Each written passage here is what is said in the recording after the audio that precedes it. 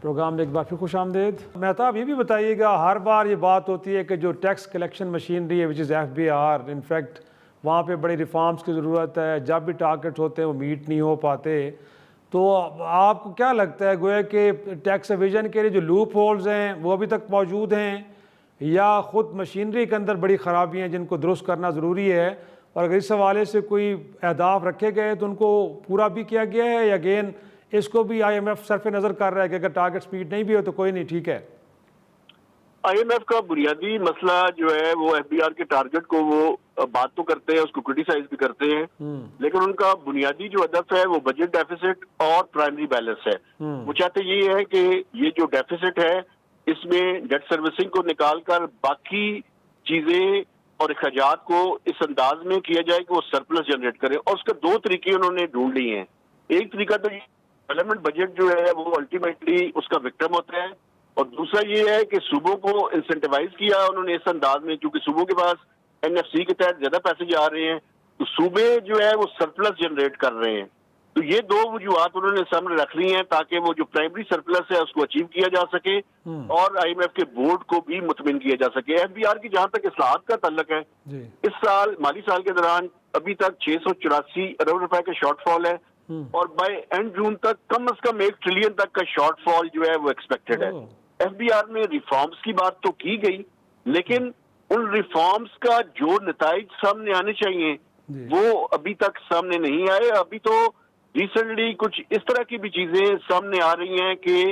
Senators جو ہیں وہ بھی کچھ باتیں کر رہے ہیں اور FBR اور وہ کھڑے ہیں ایک دوسرے کے آمنے سامنے، حالانکہ FBR کا موقف اس میں یہ ہے کہ بہت سے لوگ اس میں ایسے ہیں جو کہ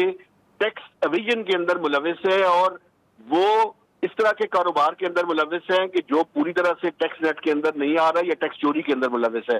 تو ایک ٹینشن کی صورتحال تو بن رہی ہے، لیکن FBR میں کوئی اس سے انکار نہیں کر سکتا کہ FBR میں اصلاحات کی ضرورت ہے۔ ایسٹ بیونڈ مینز کے بہت سارے ایشوز ہیں۔ ایسٹ ڈکلیریشن اسکیم کے تحت اس سال سے پہلے بھی ایسٹ ڈکلیریشن ہوتی ہے، لیکن حکومت نے IMF کے ساتھ ایگری کیا ہے کہ اس کو زیادہ ٹرانسپیرنٹ کیا جائے گا،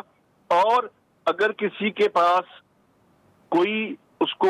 وہ ایکسپلین نہیں کر سکے گا تو اس کے آگے پروسیڈ بھی کرنے کی باتیں ہو رہی ہیں۔ تو یہاں تک تو اصلاحات ہیں، لیکن ان اصلاحات کے جو ڈیویڈنڈس ہیں وہ ابھی تک سامنے نہیں آئے، اور بزنس کمیونٹی بھی بڑی پریشان ہے اگر دیکھا جائے مہتاب۔ تو یہ جو ان پٹ کاسٹ ہماری انرجی کی شکل میں گویا کہ بجلی گیس کے پرائسز، اور ساتھ میں میسو ٹیکسیشن، سپر ٹیکس بھی اب تو اس میں ایڈ ہو چکا ہے، تو ہم یہ جو گویا کہ ایکسپورٹس کو گویا کہ آگے لے جانا، امپورٹس کو کم کرنا، ٹریڈ بیلنس کو کہیں گیپ کو نیرو کرنا، اس کے امکانات اگلے سال کیسے لگتے ہیں آپ کو؟ اور پھر ساتھ میں یہ بھی میں جاننا چاہوں گا کہ جو انٹرسٹ ریٹ ہے وہ بھی ڈبل ڈجٹ میں رہے گا، وہ بھی نیچے آنے کا کوئی امکان آپ کو نظر آ رہا ہے اگلے سال میں کہ نہیں سر؟ اگلے سال میں تو دیکھیں بنیادی طور پر بائی اینڈ جون اگر یہ پرائسز اسی طرح سے برقرار رہتی ہیں تو لگ یہ رہا ہے کہ یہ 14 سے 15% تک inflation month on month basis پہ ٹچ کر جائے گی۔ تو انٹرسٹ ریٹ اگر یہ صورتحال برقرار رہتی ہے اور اسٹریٹ آف ہارموز نہیں کھلتا تو انٹرسٹ ریٹ نیچے آنے کے چانسز نہیں ہے، بلکہ ہم نے ان رائٹنگ میں IMF کو لکھ کے دیا ہوا ہے کہ اگر CPI بیسڈ انفلیشن اوپر جائے گی تو state bank of Pakistan monetary tightening کی طرف جائے گا۔ تو اگر یہ انٹرسٹ ریٹ بڑھ سکتا ہے اس ٹائم، اس کے نیچے آنے کے کوئی چانسز نہیں ہے for next 3 to 6 months period. دوسری بات یہ ہے کہ جہاں تک آپ نے سوال کیا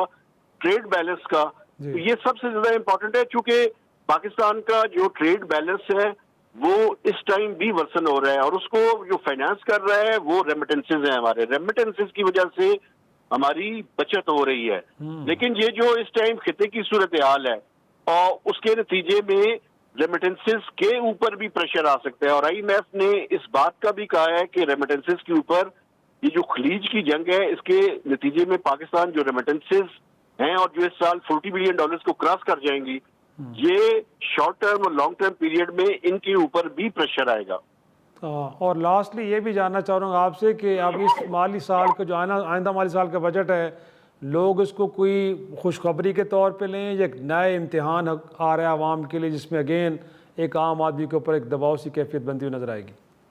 देखें, बुनियादी तौर पर IMF के प्रोग्राम के अंदर मेजर तो हुकूमत कोई रिलीफ नहीं दे सकती, लेकिन चंद एक शोबे ऐसे हैं कि जहां पे हुकूमत कोशिश कर रही है कि IMF को कन्विंस किया जाए। फॉर इंस्टेंस, ये जो सुपर टैक्स है इसके हवाले से कि ये खत्म तो नहीं हो सकता, लेकिन इसको ग्रेजुअली जो है वो इसके रेट्स जो है वो कम किए जाए। इसी तरह जो सैलरीड क्लास है उसके ऊपर भी आपको पता है बड़ा बर्डन है, और वो बर्डन इस हद तक बढ़ चुका है कि वो इस टाइम सबसे मेजर कंट्रीब्यूटर जो है वो नेशनल किटी के अंदर है। तो कोशिश हुकूमत की यहाँ पे भी यही है कि कुछ रेट्स को